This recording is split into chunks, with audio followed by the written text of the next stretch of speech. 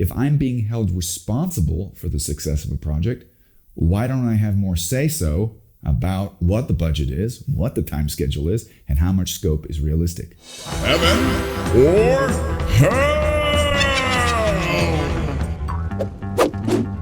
Hi, here's your project management cowboy with our second edition of Project Heaven or Hell. In German, there's a saying called armer Schlucker, which literally translated would probably be in American English the equivalent of poor sucker. It basically means if somebody has bad luck or fails at something, they're called an armer Schlucker or a poor sucker.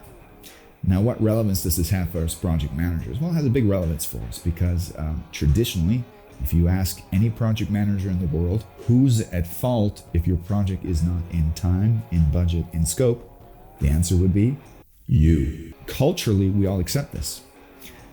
As a kind of rebellious young project manager, I always used to question this because I would ask myself the question, well, if I'm being held responsible for the success of a project, why don't I have more say-so about what the budget is, what the time schedule is, and how much scope is realistic?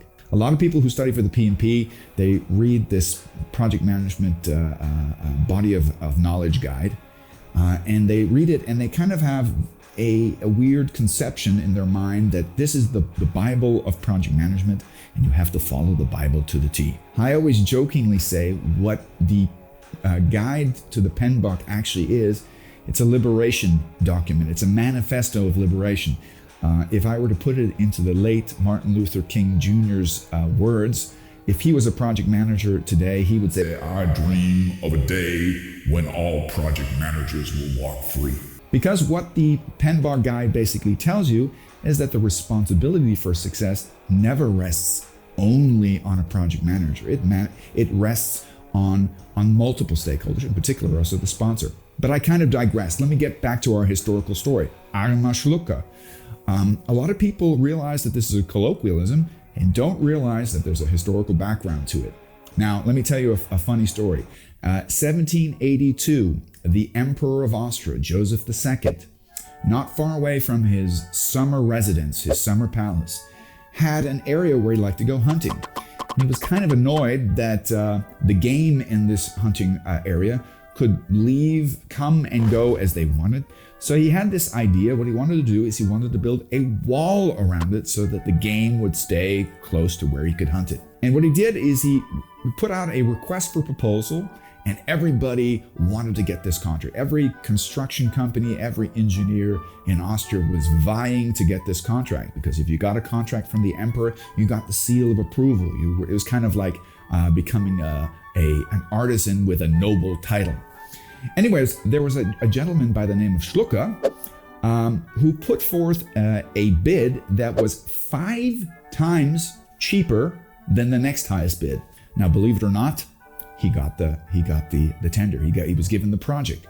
And a lot of the other construction companies said, this guy's crazy. There's no way in hell he's going to be able to finish. He worked on it for 5 years, from 1782 to 1787. He worked on it for 5 years. And in the process, he went bankrupt. Obviously, there was no way in heck that he was going to be able to manage the labor costs and the material costs at the cost that he had offered. Indeed, he did go bankrupt. Now, there's some different variations of the story, but the variation that I'm familiar with is that a reporter picked up this story and wrote an article, and in the title it said, Armer Schlucker, poor sucker.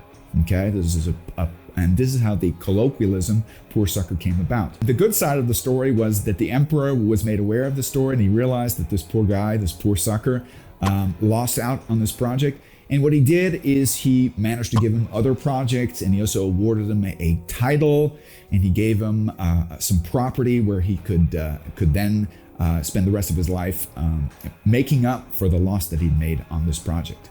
I think this is a sensational example of the kind of dilemma that we project managers get ourselves into.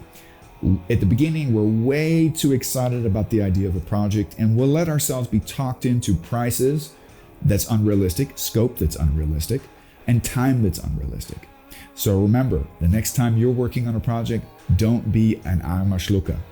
Thanks for listening.